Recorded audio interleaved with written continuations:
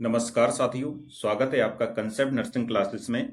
आज की क्लास में RRB nursing superintendent exam special practice test number 217 solve करेंगे। Question number 1, the quantitative research process helps to evaluate theories and hypotheses, describe social phenomena, collects real life experience, develops theories and hypotheses। Quantitative research, जिसको कि मात्रात्मक अनुसंधान प्रक्रिया में भी कहते हैं, तो इसमें इनमें से जो ऑप्शंस दिए गए हैं, कौन सा प्रोसेस ऐसा है जो कि इनमें हेल्प करती है? तो इसका करेक्ट आंसर होगा option A, evaluate theories and hypothesis। Next question, निम्नलिखित सभी कारण स्तन कैंसर का जोखिम बढ़ाते हैं सिवाय एक के। लेट मेनोपॉज, अत्यधिक वजन, कई व्यक्तियों के साथ यौन संबंध, शारीरिक व्यायाम न करना। करेक्ट आंसर होगा जो ब्रेस्ट कैंसर का रिस्क बढ़ाने वाला फैक्टर नहीं है, यह है कई व्यक्तियों के साथ यौन संबंध। शेष लेट मेनोपॉज हो या वजन अधिक हो या शारीरिक व्यायाम न करना हो, ये सभी कारण स्तन कैंसर को बढ़ाने का कार्य करते हैं। तो इस प्रकार से इसका करेक्ट आंसर होगा option C. Next question, breast self examination का सबसे उपयुक्त समय कब होता है? माहवारी के दौरान, माहवारी के प्रथम दिन के 7 से 10 दिन बाद, माहवारी शुरू होने के 10 दिन पहले, यदि महिला हार्मोन ले रही हो तो ब्लीडिंग शुरू होने के अगले दिन। करेक्ट आंसर हो जाएगा इसका ऑप्शन बी, माहवारी के प्रथम दिन के 7 से 10 दिन बाद यह ब्रेस्ट सेल्फ एग्जामिनेशन का सबसे उपयुक्त समय होता है, इसलिए बी ऑप्शन यहां पर सही हो जाएगा। नेक्स्ट क्वेश्चन, गर्भावस्था के दौरान तंबाकू सेवन से क्या हो सकता है? Premature labour, overweight baby, low birth weight baby, impotency. जब कोई महिला प्रेगनेंसी के टाइम पर तंबाकू का सेवन करती है तो इससे जो होने वाला बच्चा है यह कम वजन का होगा, इसलिए यहां पर सी ऑप्शन सही हो जाएगा। Next question, the part of the fallopian tube where the ectopic pregnancy commonly occurs is. Fallopian tube का वह भाग जहां नॉर्मली एक्टोपिक प्रेगनेंसी होती है। Ampulla, infundibulum, isthmus, interstitial. जब बात होती है एक्टोपिक प्रेगनेंसी तो इसका अर्थ होता है कि अदर देन यूट्रस में जो प्रेगनेंसी होती है उसको एक्टोपिक प्रेगनेंसी बोला जाता है। और यह फैलोपियन ट्यूब के अधिकतर जिस भाग में होती है उस भाग को कहते हैं हम लोग एम्पुला, इसलिए यहां पर करेक्ट आंसर हो जाएगा option A, ampulla. Next question की ओर चलते हैं। The combined duration of the first and second stages is less than 2 hours, such type of labour is. यदि एक लेबर है, प्रसव में जो फर्स्ट और सेकेंड स्टेज की जो कंबाइंड ड्यूरेशन है यह 2 आवर से कम हो तो इस प्रकार के लेबर को हम लोग क्या बोलेंगे? Option A, pre term labour, precipitate labour, prolonged labour या डिस्टोसिया लेबर। करेक्ट आंसर हो जाएगा ऑप्शन बी, शीघ्र प्रसव या प्रेसिपिटेट लेबर। एक इस टाइप का लेबर को माना जाता है जिसमें फर्स्ट फेज और सेकंड स्टेज कंबाइंड रूप से 2 घंटे से कम की हो, इसलिए यहां पर बी ऑप्शन करेक्ट होगा। Next question, the placental hormone which serves as antagonist to insulin in pregnancy is. गर्भावस्था में इंसुलिन एंटागोनिस्ट के रूप में कार्य करने वाला प्लेसेंटल हार्मोन है। Oestrogen, human chorionic gonadotropin, human placental lactogen, progesterone. Correct answer is option C, human placental lactogen एक ऐसा हार्मोन है जो प्रेगनेंसी में इंसुलिन के एंटागोनिस्ट के रूप में कार्य करता है। So the correct answer is option C. Next question, the fetal movement felt by a pregnant mother in the 18 week of pregnancy is referred as. गर्भावस्था के 18 सप्ताह में एक गर्भवती मां द्वारा महसूस की गई भ्रूण की हलचल को क्या कहते हैं? बेलॉटमेंट, क्विकनिंग, हैगरसाइन, डिसेंट। करेक्ट आंसर होगा ऑप्शन बी, क्विकनिंग। क्विकनिंग वह स्थिति है जब 18 सप्ताह में जो प्रेग्नेंट लेडी है भ्रूण की हलचल को महसूस करती है। तो इस प्रकार से बी ऑप्शन यहां पर करेक्ट होता है। नेक्स्ट क्वेश्चन की ओर चलेंगे। नेट ईएन गर्भधारण से कितने समय के लिए बचाता है? 1 माह, 2 माह, 3 माह, 4 माह। करेक्ट आंसर होगा नॉर इथिस्टीरोन इनथेट, जिसका कि नेट ईएन का फुल फॉर्म होता है। यह प्रेगनेंसी से 3 माह के लिए बचाता है, इसलिए यहां पर सी ऑप्शन करेक्ट है। नेक्स्ट क्वेश्चन, आईयूसीडी का सबसे अधिक पाए जाने वाला साइड इफेक्ट क्या है? Ectopic pregnancy, excessive menstrual flow, rupture of uterus, expulsion of IUCD. IUCD का जो कॉमन साइड इफेक्ट होता है यह होता है excessive menstrual flow. So the correct answer is option B. Next question, HIV infection का पता लगाने के लिए कौन सी टेक्निक अपनाई जाती है? Northern blot and ELISA, immunoblot and ELISA, southern blot and ELISA, western blot and ELISA. Correct answer is option D. HIV infection का पता लगाने के लिए जो तकनीक का यूज करते हैं वह होती है western blot and ELISA. So the correct answer is option D. Next question, किशोरावस्था में सबसे ज्यादा पाई जाने वाली पोषण संबंधी कमी कौन सी है? Iron deficiency anaemia, hypothyroidism, calcium deficiency, zinc deficiency. Correct answer होगा जो किशोरावस्था में एडोलेसेंट स्टेज में पाई जाने वाली जो न्यूट्रिशनल डिफेक्ट है, न्यूट्रिशनल कमी है, यह होती है iron deficiency anaemia. So the correct answer is option A. Next question, विश्व में किशोरावस्था में मृत्यु का सबसे बड़ा कारण क्या है? आत्महत्या, दस्त, सड़क दुर्घटना, anaemia. Correct answer is option C, सड़क दुर्घटना विश्व में किशोरावस्था में मृत्यु का सबसे बड़ा कारण होता है। नेक्स्ट क्वेश्चन, टेस्टोस्टेरोन एक हार्मोन है जो पाया जाता है केवल पुरुषों में, केवल महिलाओं में, केवल पुरुषों में, यौवन के समय, पुरुष तथा महिलाओं दोनों में। तो टेस्टोस्टेरोन यह एक ऐसा हार्मोन है जो पुरुषों में अधिक मात्रा में पाया जाता है, लेकिन कुछ मात्रा में या कम मात्रा में यह फीमेल्स में भी पाया जाता है, इसलिए यहाँ पर डी ऑप्शन करेक्ट हो जाएगा, पुरुष तथा महिला दोनों में। नेक्स्ट क्वेश्चन, किशोर बालक बालिकाओं में डीवर्मिंग के लिए एल्बेंडाजोल की डोज कितनी है? 100 mg BD, 200 mg OD, 400 mg OD, 800 mg BD। Correct answer होगा जो भी एडोलेसेंट स्टेज के बालक बालिका हैं उनके लिए जब डीवर्मिंग के लिए एल्बेंडाजोल की डोज होती है यह होती है 400 mg OD HS। तो इस प्रकार से करेक्ट आंसर होगा option C. Next question,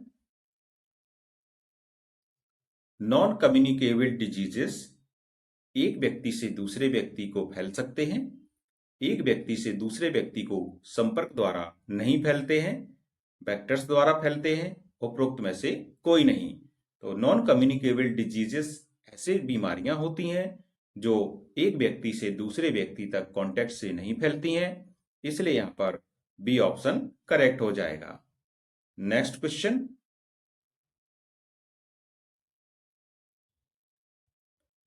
taxonomy of educational objectives is given by.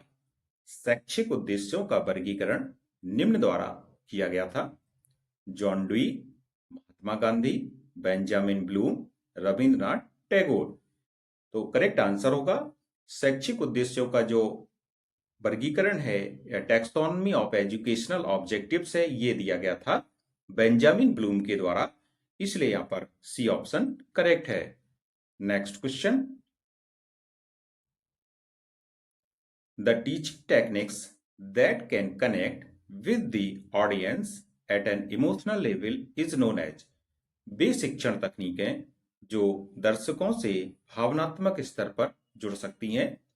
Option A role play, B panel discussion, C demonstration, D symposium. तो करेक्ट आंसर होगा ऐसी टेक्निक्स, एजुकेशनल टेक्निक्स जो audience है उनसे इमोशनल लेवल पर जुड़ सकती हैं, वह होती हैं रोल प्ले।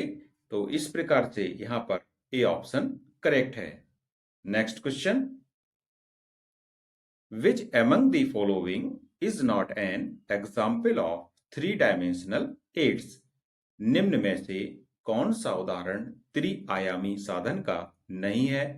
कठपुतली या पपेट, मॉडल्स, नमूना, specimen, chart.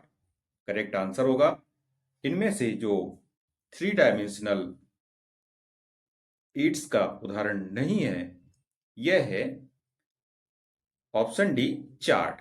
Next question, choose the odd one out. जो भी इसमें विषम है उसको आपको चुनना है। संजू सैमसन, ऋषभ पंत, अनिरुद्ध थापा, केएल राहुल। यहां पर हम लोग देख सकते हैं कि संजू सैमसन हो, ऋषभ पंत और केएल राहुल ये सभी खिलाड़ी क्रिकेट से संबंधित हैं, जबकि अनिरुद्ध थापा क्रिकेट से संबंध नहीं है, इसलिए यहां पर सी ऑप्शन करेक्ट हो जाएगा। नेक्स्ट क्वेश्चन, भारत में नेशनल पॉपुलेशन पॉलिसी कब लागू की गई थी। 2020, 1975, 1965, 1985। करेक्ट आंसर होगा ऑप्शन, यहां पर ऑप्शन बी सही हो जाएगा। 1975 में भारत में राष्ट्रीय जनसंख्या नीति लागू की गई थी और अभी जो लेटेस्ट जनसंख्या नीति है ये 2000 में लागू की गई थी, लेकिन यहां पर 2000 ऑप्शन ना होकर के 1975 है, इसलिए यही ऑप्शन करेक्ट हो जाएगा। नेक्स्ट क्वेश्चन, राष्ट्रीय ग्रामीण स्वास्थ्य मिशन का शुभारंभ किस वर्ष किया गया। 2000, 2002, 2005, 2007। करेक्ट आंसर होगा एनआरएचएम का जो शुभारंभ था यह 2005 में किया गया था, इसलिए सी ऑप्शन यहां पर सही हो जाएगा। नेक्स्ट क्वेश्चन, आशा या आशा सहयोगिनी सामान्यतः कितनी आबादी के लिए सेवाएं प्रदान करती है। 5000, 500, 1000, 2500। करेक्ट आंसर होगा जो आशा होती है जिसका की फुल फॉर्म होता है एक्रीडिएटेड सोशल हेल्थ एक्टिविस्ट, यह सामान्यतः 1000 की आबादी पर कार्यरत होती है, इसलिए यहां पर सी ऑप्शन करेक्ट है। नेक्स्ट क्वेश्चन, निम्नलिखित में से कौन सी बीमारी का भारत से उन्मूलन कर दिया गया है। मलेरिया, पोलियो, एचआईवी, घेंगा। करेक्ट आंसर होगा ऐसी बीमारी जो कि भारत से एरेडिकेटेड हो चुकी है और इसका लास्ट केस 2012 में मिला था, तो इस प्रकार से इसका करेक्ट आंसर है ऑप्शन बी पोलियो। जन्म तथा मृत्यु पंजीकरण अधिनियम के अनुसार जन्म का पंजीकरण कितनी अवधि में करवा लेना चाहिए। 7 दिवस, 10 दिवस, 14 दिवस या 21 दिवस। तो करेक्ट आंसर हो बर्थ एंड डेथ का जो रजिस्ट्रेशन है इसको 21 दिन के अंदर कराना आवश्यक है, तो इस प्रकार से यहां पर डी ऑप्शन सही है। नेक्स्ट क्वेश्चन, मीजल्स का रूट ऑफ एडमिनिस्ट्रेशन क्या है। Intradermal, subcutaneous, intramuscular, intravenous. Correct answer हो जाएगा मीजल्स का जो रूट ऑफ एडमिनिस्ट्रेशन होता है यह होता है subcutaneous. So the correct answer is option B.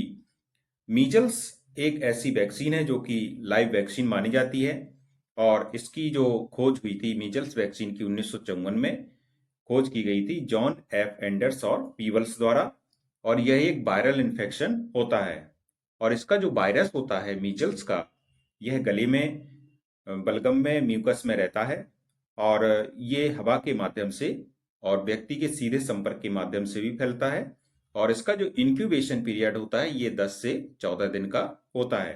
तो इस प्रकार से मीजल्स के बारे में और भी बातें आप लोगों को पता होना चाहिए। और जब इससे बचाव की बात की जाए तो इसकी वैक्सीन सबसे अच्छा तरीका होता है, उपाय होता है, जिससे कि व्यक्ति को मीजल से बच सके, खासकर विशेष करके जो कि बच्चे हैं। अब इसमें होता क्या है कि 0.5 ml इसकी डोज होती है और इसको सबक्यूटेनियस मार्ग से देते हैं। और तो इस प्रकार से हम लोगों ने मीजल्स के बारे में पढ़ा है।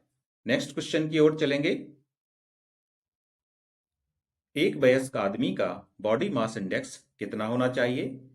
15 से 19, 20 to 25, 26 to 30, 31 to 35।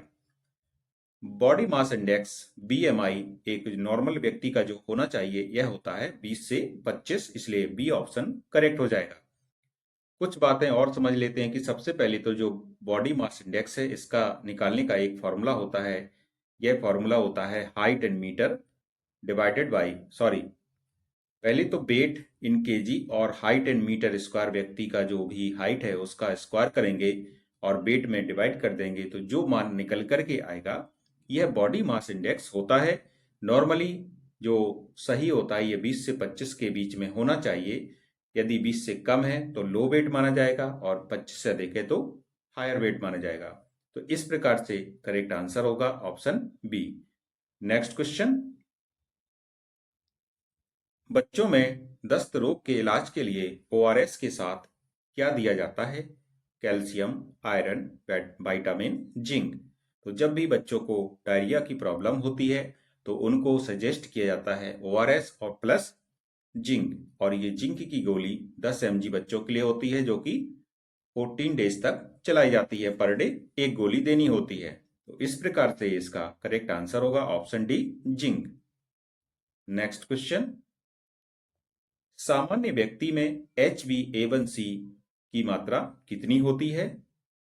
6% से कम, 6.5% से 7%, 7 से 8%, 3% से कम। HbA1c जिसका कि नाम होता है ग्लाइकोसाइलेटेड हीमोग्लोबिन और इसकी जो नॉर्मल मात्रा होती है एक व्यक्ति में यह होती है 6% से कम, इसलिए यहां पर ए ऑप्शन सही होगा। Next question. किसी वयस्क में रैंडम ब्लड शुगर की कितनी मात्रा से अधिक डायबिटीज मेलाइटस का संकेत होना चाहिए? 20 mg पर dl से 100 mg पर dl, 100 mg पर dl से 140 mg पर dl, 140 mg पर dl से अधिक एंड 200 mg पर dl से अधिक।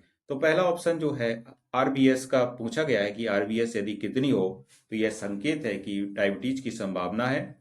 तो फास्टिंग तो होता है 100, फास्टिंग माना जाता है 80 to 100 और आरबीएस माना जाता है 100 to 140 और इससे यदि 140 से ज्यादा हो रही है तो यह डायबिटीज मेलाइटस का संकेत है। तो इस प्रकार से यहां पर सी ऑप्शन करेक्ट हो जाएगा। Next question. डायबिटीज मेलाइटस की सबसे ज्यादा पाई जाने वाली कॉम्प्लिकेशन क्या है? गैलेक्टोसीमिया, हाइपरग्लाइसीमिया, हाइपोग्लाइसीमिया या स्ट्रोक। डायबिटीज मेलाइटस में अचानक से व्यक्ति की जो शुगर लेवल होती है, ब्लड शुगर लेवल, ये डाउन हो जाती है। तो यह एक प्रकार की सबसे ज्यादा पाई जाने वाली कॉम्प्लिकेशन है। तो इसलिए यहां पर सी ऑप्शन सही हो जाएगा। नेक्स्ट क्वेश्चन की ओर चलेंगे। Next question. मानव शरीर में कैंसर किस प्रकार फैलता है? त्वचा के माध्यम से, लिम्फेटिक सिस्टम के माध्यम से, रक्त के माध्यम से या बी और सी दोनों से। तो जब भी कैंसर फैलता है तो इसको हम लोग मेटास्टेसिस कहते हैं, कैंसर का फैलना। तो कैंसर एक स्थान से दूसरे स्थान पर यह लिम्फेटिक सिस्टम के द्वारा भी जाता है और ब्लड के द्वारा भी जाता है। तो इस प्रकार से यहाँ पर डी ऑप्शन करेक्ट हो जाएगा।